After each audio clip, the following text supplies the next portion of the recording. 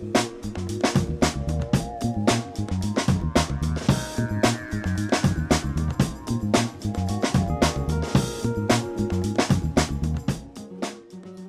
everyone. Welcome to Diversitas, a show at the crossroads of diversity, business, and culture.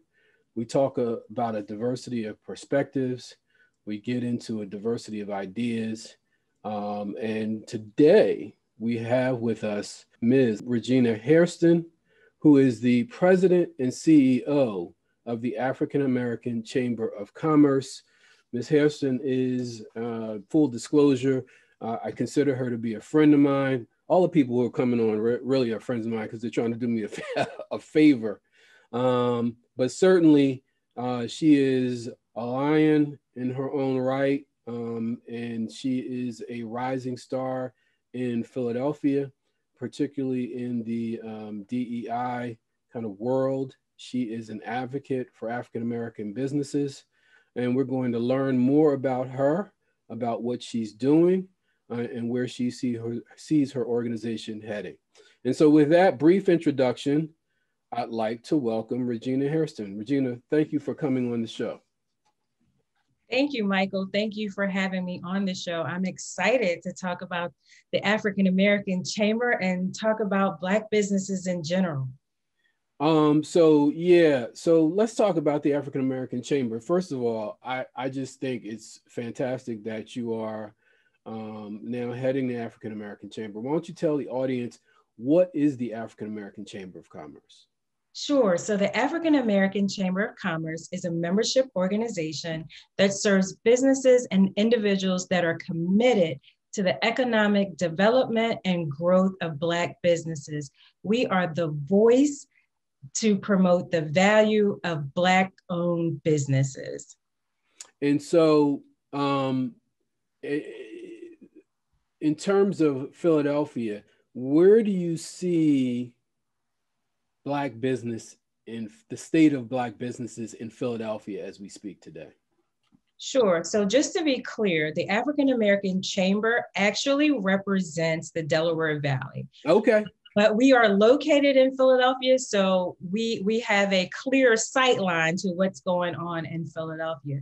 So we're at a pivotal juncture in the growth of Black businesses. We know that Black businesses are important to our communities. They've been serving our communities for years, but now it's time for us to create an environment for those businesses to grow. With the COVID pandemic, we saw the vulnerabilities of our businesses. And now that we've seen those vulnerabilities, we're able to pivot in our programming and our support to make sure they not only survive this pandemic, but they are set up to thrive for future generations. So in terms of, and I've heard this before, that the pandemic has had a major impact on businesses of color in general. Why do you think that's the case? Sure. So Black businesses were suffering from what I call pre-existing conditions before the pandemic. Lack of capital, access to affordable capital, access to credit, and access to expertise. And when we say access to expertise, so in that initial phase of starting your business, you have to make some decisions. First, you have to decide, who do you want to be? And that helps determine how you set up your business. Because if you don't set your business up determined by who you want to be, then you're going to slow your growth just from the initial startup phase. Right.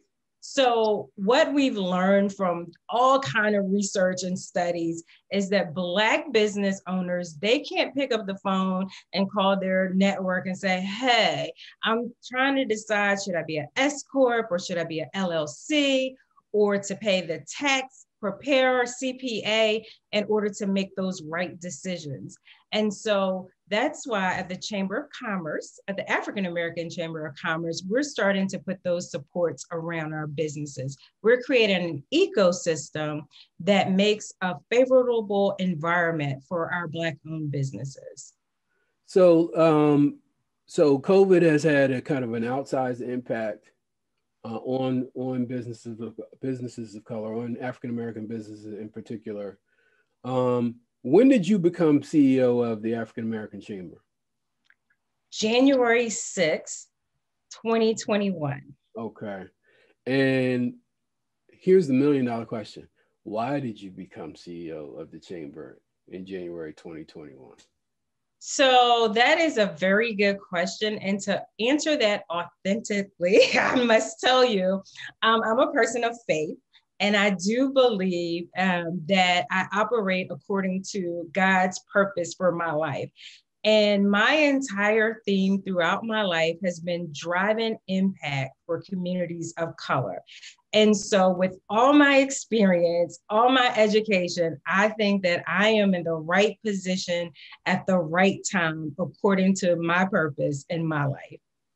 So I'm glad you put it like that, because then the next question is, tell me about your background. Like, how did you get from, a wee child to being the big dog you are now? Sure. I don't know if I'm the big dog, but you're the big dog. I'm the big dog. Okay. So I was not born, but I was raised on a small farm in Callens, Virginia. And so I attended a very diverse high school. And so we got to simulate all of the diversity issues that adults seem to face, but with the loving attention and guidance of adults. And so it was always my theme for fairness and for really being intentional about how we arrived at solutions or how we arrived at answers. And so I remember voting for superlatives for the yearbook. Who's going to be most successful? Who's going to be, who's best looking? Who's this? Who's that? It was my year that the yearbook was pared down some for budget reasons. So there would only be one. Years past, it had always been an African-American and a Caucasian. Oh, interesting. Yes, but this year you only got a female and a male. And so when it came to voting, I would tell my friends, stop nominating everyone, because then you're splitting the vote. I would say you're splitting the vote. You're splitting the vote. And so I'm like, no, we have to coalesce around one person in order for us to have a chance to be representative. That was always the theme of my life. And so I would go on to school. I thought I was going to be a defense attorney because I felt like all voices needed representation. And so that's what I was going to do. But then I realized to be an attorney, as you know, it requires a lot of research and writing. And I'm not very fond of either. And so, so I said, yeah, no, that's not going to work for me. And I went on to have a corporate career in middle management. And then I had a friend who was murdered in my hometown, and he was a mortician. And so he would speak so eloquently about burying the dead, so much so that I felt like his legacy needed to live on. He started a scholarship in his honor. And the theme of it was passion, people, purpose. Passionate about people arriving at their purpose. And so we would have an alumni basketball game to raise money for a student that could articulate a purpose, a career around a purpose. And so after doing this for 2 years, I was like, hold on, I'm not living my passion or my purpose. And so I decided to go back to school and get my master's degree. So I went to the University of Pennsylvania and got a master's degree in public administration. At the time, I was at West Catholic Preparatory High School, raising money for any African-American family that wanted a private education. And so after I got my master's at the University of Pennsylvania, I decided it was a time to work in government because that was the point. But then I realized I don't like rules as much. So I wasn't quite ready. You don't like reading, you don't like writing, you don't like rules. I mean, Okay, go ahead. Except for everything I do every day is writing. That's correct. Reading, Yes. rules, but I just don't like the thought that they exist, even though I follow them. Right. And so I had made this goal prior to the University of Pennsylvania getting my degree that I was going to go to the PA Society that's held every year in New York. And so I remember I had a presentation due on that exact Saturday at 3:00 at the University of Penn. But I said, you know what? I made this goal to myself and I'm going to do it. I got up at 3:00 in the morning, got on the train in Jersey. I had to drive to New Jersey, got on the train, got to the University of Penn club by 7:00 for the breakfast. And I would meet Mustafa Rashid there, who is the principal and owner of Bellevue Strategies. And so we were just having general conversation, and he said he needed a good person at Bellevue. And I said, hey, I'm a good person. Where did you talk? And so he said, yeah, let's talk when we get back to Philadelphia. He shot me an email, send me your resume. I sent my resume. I think it was 2 days later. He said, send some references. I was like, hold on now. I'm just getting this nice degree from the University of Penn. I would like to see what else is out there. But Mustafa was like, I have to hire someone quickly, make a decision. Wow. So made a decision. I think I was hired in with like 2 weeks of meeting him in New York. Wow. Yeah, and so I would become a senior associate at Bellevue Strategy. So I became a lobbyist, adjacent to government, but not quite in the bureaucracy of government quite yet. Now I can stop here. Well, you know, it's funny that you bring that up, because I think that's always work that I've been interested in. Not that I want to do it. I'm just interested in the work itself. And so what did you take out of that experience working with Bellevue as a lobbyist? Like, what did you take out of that experience? Number one, relationships matter. So it never felt like a job. It felt like having a conversation with your friends and colleagues. Mm-hmm. It was about reading, always being ahead of information, being able to understand what the next best thing was, or what the next resource was going to be, or how to connect resources and ideas to the people that could actually advance that. Mm-hmm. So you're at Bellevue, and so at a certain point you decide to go to leave Bellevue. So tell me a little bit about that. So just a little bit. And for those of you who are like, why are you laughing? There's an inside joke here, but we really can't disclose it to folks. Yeah. So Bellevue was an amazing experience, and there would come a time in 2019, the Honorable Tracy L. Gordon would unseat a 40-year incumbent for the Register of Wills position.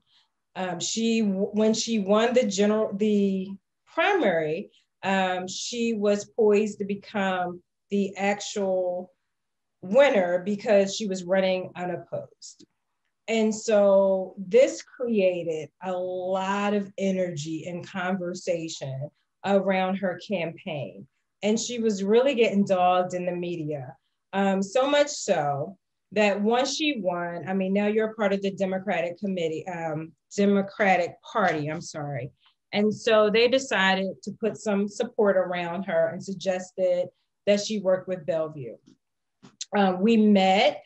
She decided she wanted Bellevue to represent her, and Mustafa assigned me to this engagement because I am a woman, she's a woman. It made sense. And so the way I do things in order to avoid crises is how you operate. Then if you operate just with excellence, then you don't have to worry about the crises. Right. And so I really started to turn her operation around. And she had this vision.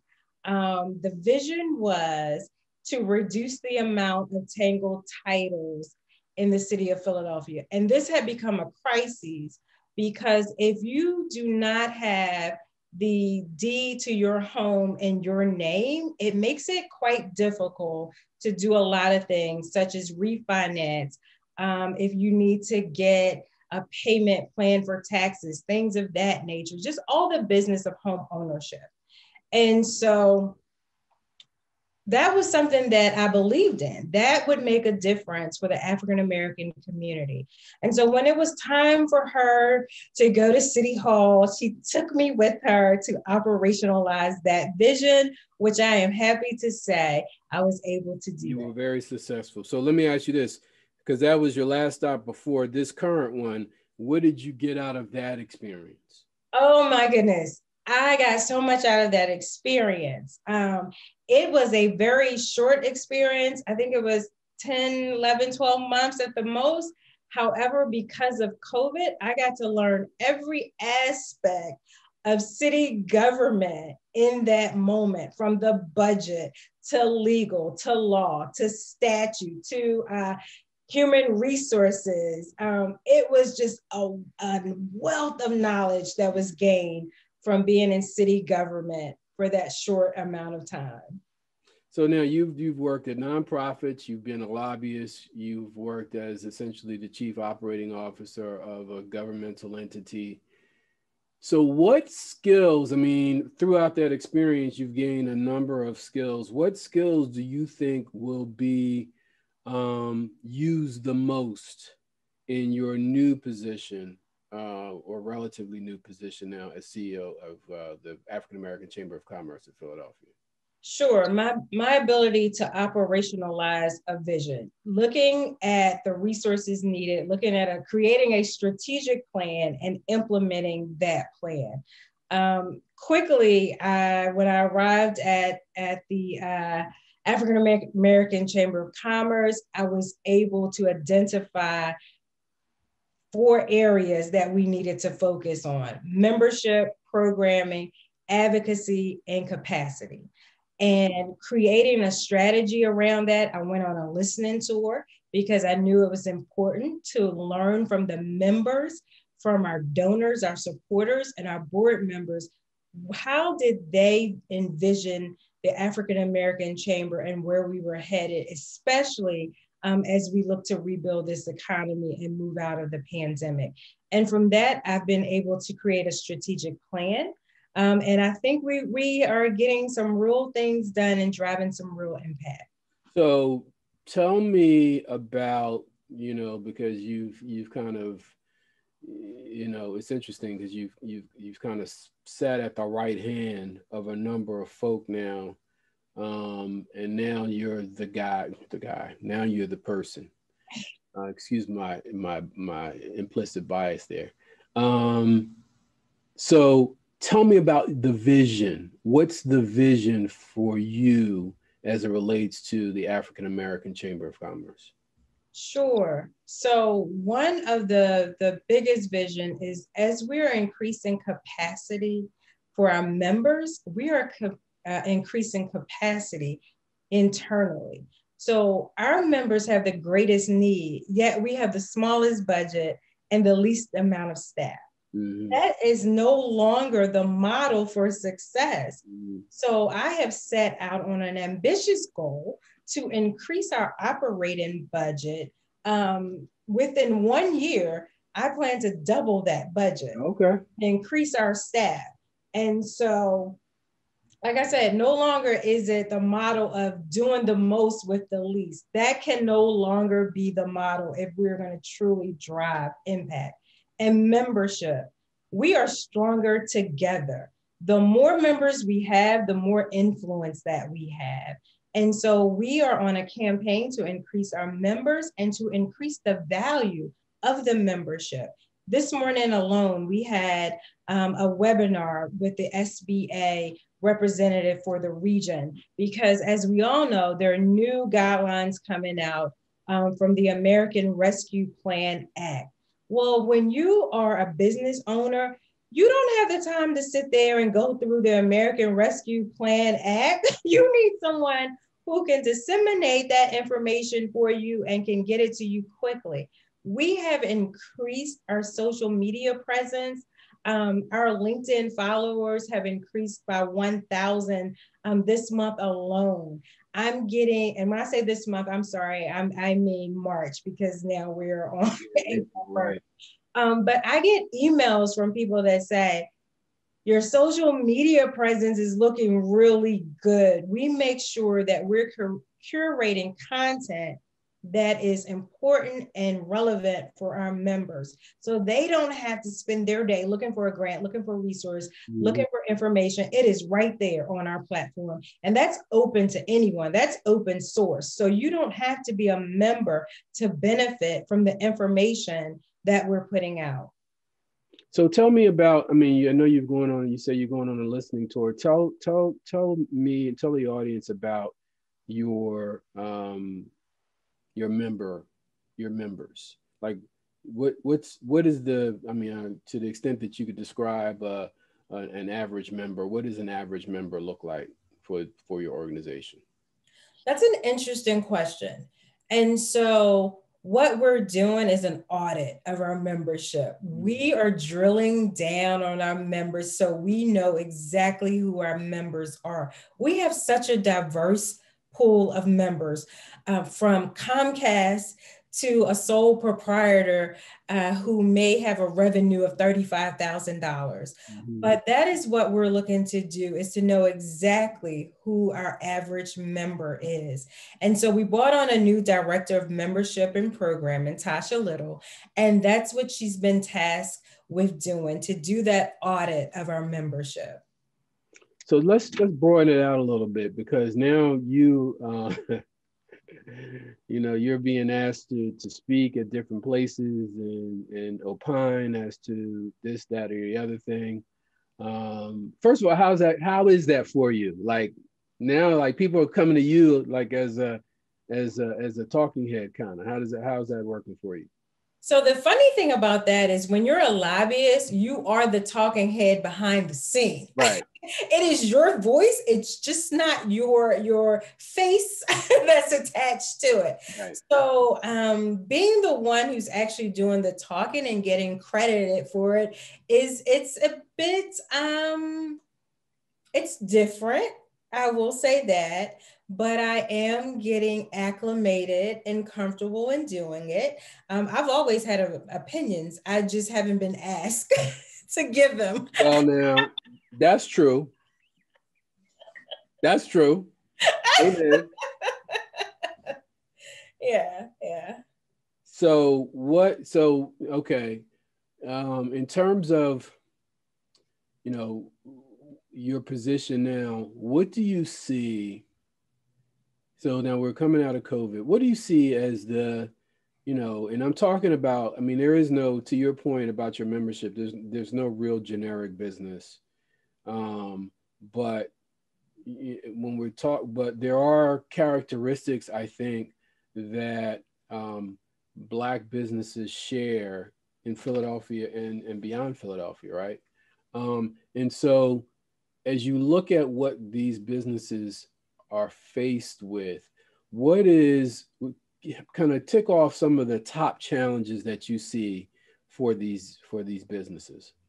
Sure. The number one challenge is access to capital.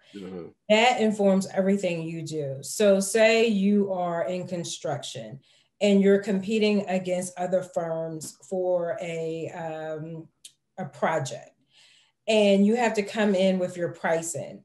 Too often, the minority firms come in too high.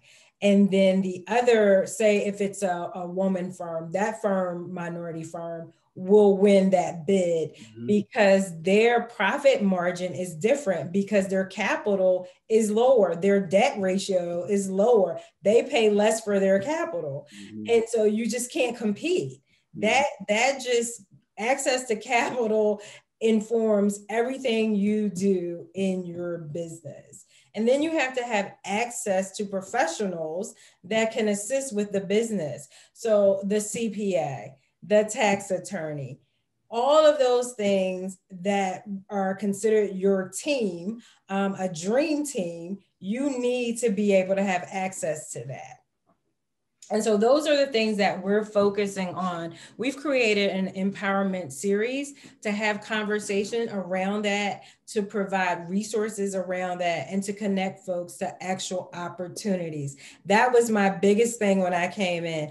Conversation is great and empowering, don't get me wrong. Information is great, but at the end of the day, our businesses want to do business. So we have to make sure we're connecting them to opportunities to increase their business capacity, contracts, and their bottom line. Let's talk about access to capital, because I agree with you. I was going to say you're right, but I agree with you that access to capital is a major impediment to Black businesses. What have you seen thus far in your tenure as far as new avenues for capital for your membership? Sure. So when we think about access to capital, before we even think about the new avenues, we have to think about some of the basics that we found that our members had not done. So filing your taxes, making sure you have banking relationships, all of those things that are necessary in order to access capital. And then when we think about other avenues, we're looking at some of the angel investors, venture capitalist opportunities, and making sure that our members understand that those are opportunities as well. Okay. Now, when you talked about professionals, that was like music to my ears, right? Because part of what I do on a regular basis is help emerging companies, particularly companies of color, diverse companies, as far as not only their legal, but also on their operational side, kind of giving them advice as to how to set their company up, what kind of procedures they should be operating under, that kind of stuff. And so there is not enough of that, I think, that is open and available. I mean, look, people got to pay me to give them that information. I mean, that's how I get paid. So then the question really becomes, as you have started this new path, this new part of your journey, how do you provide, or how do you help to promote other or diverse businesses to get this kind of information? Because another thing is, a lot of people, when they start business, and I just had this conversation with a client, they don't believe that they actually need this, right? They don't think that they need professionals to help them as they begin their journey. So how are you dealing with the fact that they don't feel like they need it, first of all, and giving them kind of resources to tap into once they do kind of accept that they need them?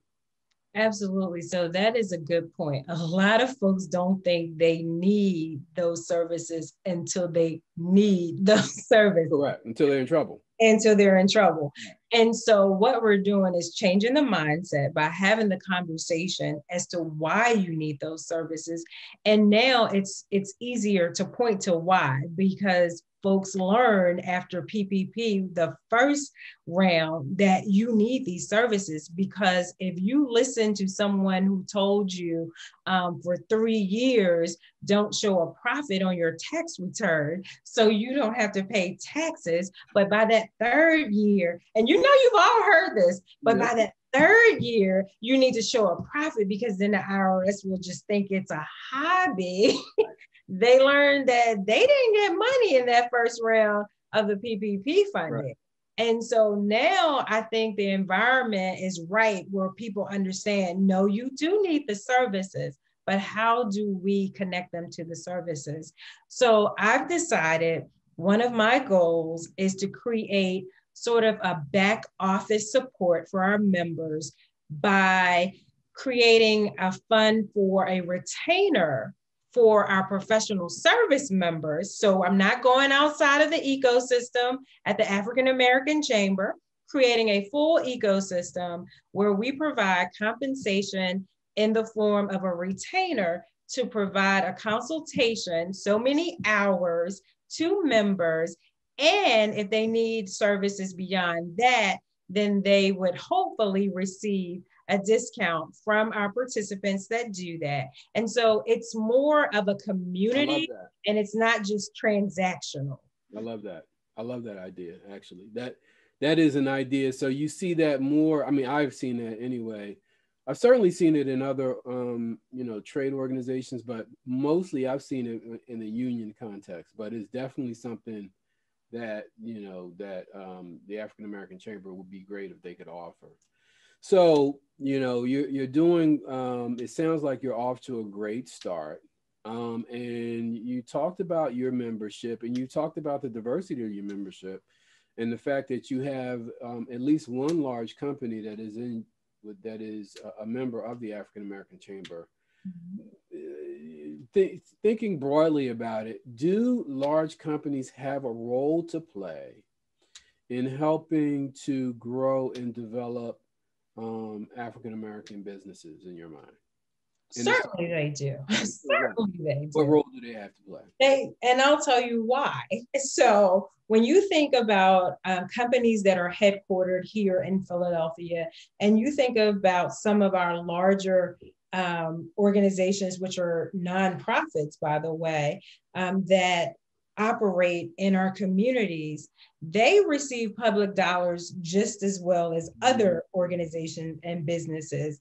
And that money should go back to the community. And when you think about the role that African-American businesses play in the community, it's huge. They're not just businesses, they're civic, engaged folks in the community. They're leading those conversations. They are, if you're down the street and you don't get paid until next Wednesday, but you need to eat today, you can go to the store of the people that the Black business owners that's been in that community for 27 years. They're going to let you have that product and come back and pay in 2 weeks. So they serve a real role in our community. Mm-hmm. So if you want to have a social investment in the community, you should commit to supporting organizations that are supporting those businesses. What about government? Now, I know the city government provides some funding for your organization. Should the city government, should state government, should federal government take an active role in helping to grow and develop African-American businesses? Sure. So African-American businesses, again, is just like all small businesses. They're the engines of the economies in cities. And so if they thrive, we all benefit from that. And so Black businesses are more likely to hire Black people. They hire people that look like them. More people working, more people, you're expanding the tax base. You expand the tax base, you have more money to use for city services, and you don't have this imbalance where you have more city dollars going into public support services instead of just city services. So it's a cycle in which if Black businesses are thriving, it helps the entire economy for the city. So I'm coming down to the end here. I did have a couple more questions with you. And again, this is Regina Hairston, President and CEO of the African-American Chamber of Commerce of Pennsylvania, New Jersey, and Delaware. Thanks again for joining us, Regina. This has been so good thus far, and we really appreciate you just joining us today. Last couple of questions. Obviously, your chamber can't do it all by themselves. So have you started to look around at developing a coalition with other kind of like-minded organizations? Sure. So we actually do that now. We have a coalition partnership with all the ethnic chambers here in the city of Philadelphia. That is the Hispanic American Chamber of Commerce, the Asian American Chamber of Commerce, and the LGBT Chamber of Commerce. We meet quarterly. We join together to do programming and advocacy as well.